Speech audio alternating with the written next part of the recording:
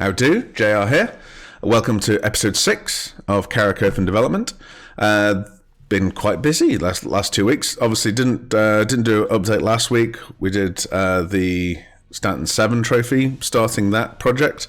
But we have still been working on the Carrick, so we've got a fair amount to catch you all up on. So last time we were looking at the garage and the hangar, and that's what we've been doing our work on this week. So if we just open up the crazy door, look at how beautifully complicated this door is. Until I really started looking into this, I didn't realize how absolutely mad this extending ramp is. I love it. So we obviously have this great big opening here. This bit at the top that looks like part of the door never moves. Again, didn't realize that. And we've got the garage inside. And as we spoke about last week, the issue we have is that the landing gear sits here. Now, we've already done the landing gear design-wise. It goes obviously up into the body. So there's only a millimeter between the garage floor and the top of our landing gear in the model. So we've had that to deal with, and to position the magnets properly on the landing gear for that to work. But let's have a wee look at how we've got on. So just to take you through this, on the left is our initial Carrick fuselage test print with none of its detailing bits on, none of its thrusters on, just for me to have a sort of like first iteration fuselage test so I can hold it in my hand. And on the right hand side, I've sort of just hacked out one of the geos of that, so I've got a smaller model I can keep test printing without having to do a 25-hour print to do the whole body. So you can sort of see it's sort of an optical illusion, but that hole for the garage door is the same, both right and left. The one on the right is sitting quite a lot further down, obviously it's a smaller piece. Then we've got sort of the front 3/4 of that hole for the landing gear. There's a bit of a wobbly line here. That's a print issue that I obviously need to deal with. Not enough supports, so we end up with a kind of cupping look, because it was printed sort of with this as the bottom of it, so that's fine, that'll be fixed. And then what this is showing, if we just look at it on now, so this is the closed door. This is a separate piece that pops in on a magnet, so it's got 2 magnets on the back, pop in. What I'm going to do for the Carrick, I think, is basically have a magnet on a stick with a small little sort of furniture foam dot that you put on furniture so it doesn't scratch stuff, so that you'll actually have a tool to remove these pieces, because there's a couple of pieces on the Carrick that are like this. There's the retracted front landing gear, there's this retracted front garage door, and there's the retracted cargo bay doors, all of which pretty flush fit when they're in. Now you see there's a gap around this, but once there's a layer of paint, layer of primer, that's going to be a tight fit, which we want it to be a tight fit. So I want to have a way of you being able to take this out without having to jam a knife in the side or anything like that, or a hole to hook up to or something. So it's just going to be a stronger magnet on a stick that will just overpower the magnets in the body and let you just take it out really easily. So that's a plan for that. So that's our closed door. Bit of a blurry picture, I think the other one's better. So this is the interior of the hangar. So this is with no door on at all. So this isn't in its open state, effectively. This is just with nothing on. So these 2 magnets, interestingly, are not for the closed door. They're for the opened door. The ones for the closed door are actually in behind here. They actually sit on the other side of this bit of wall. But you can see the garage internals. They do go all the way back into where they should do. I say apologies, that photo's a bit blurred, but you can kind of see it goes all the way back into there, all the way to the doors at the back, as it should do, but still leaves enough floor for the top of that. So that's really pleased with that. Worked really well. Wasn't as difficult as I thought it would be. And you can sort of see these holes here. So they're the top of where the hydraulic rams sit in. So when we go to have a look at it with it's all open and unfilled, so we've got a Tough 2000 part because of its thin. This is really skinny. It comes to it like a blade point really, so I might just dull the edge of that a little bit on the model.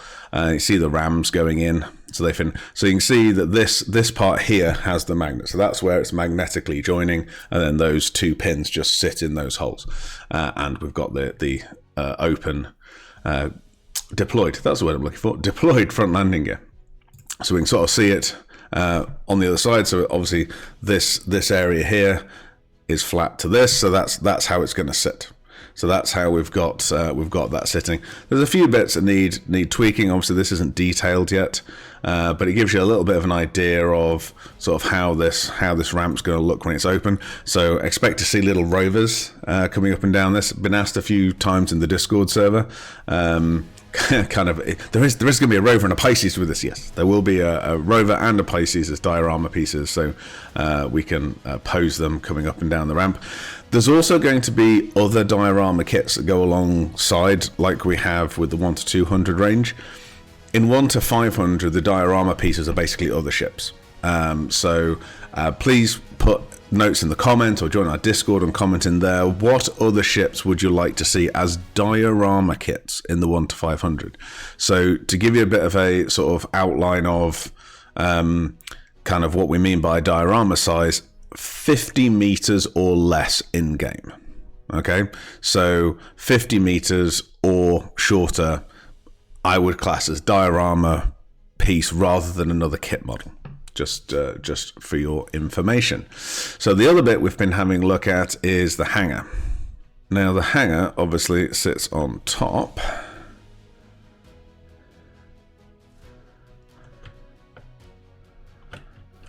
And sits like this. Now this is the awkward point of the model of where the split line is going to be, and my initial thought of my initial print I'm not particularly keen on, so we're going to move that and sort of split a third piece out effectively. But this is where the hangar sits, so it's fairly nice and flush when it's closed.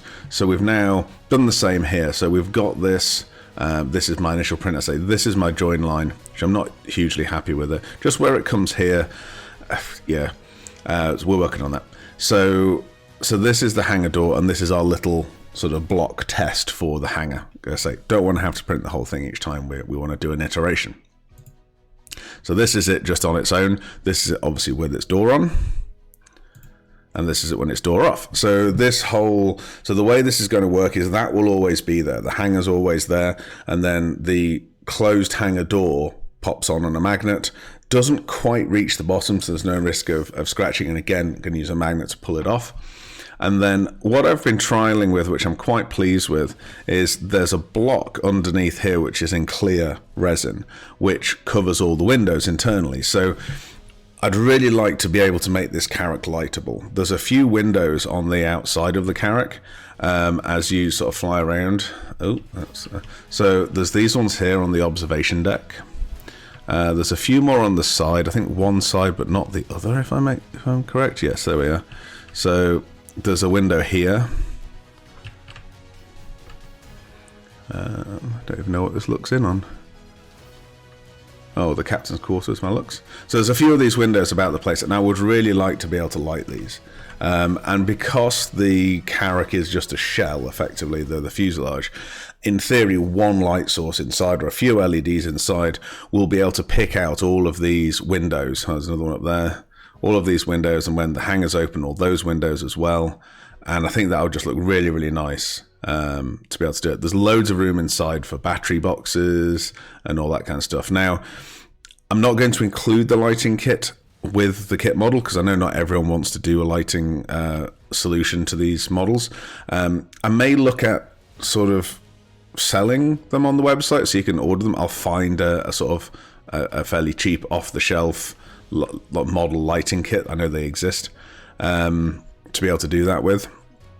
They're all just little features, and obviously the engines at the back, and we're trying to work out how we can light those as well.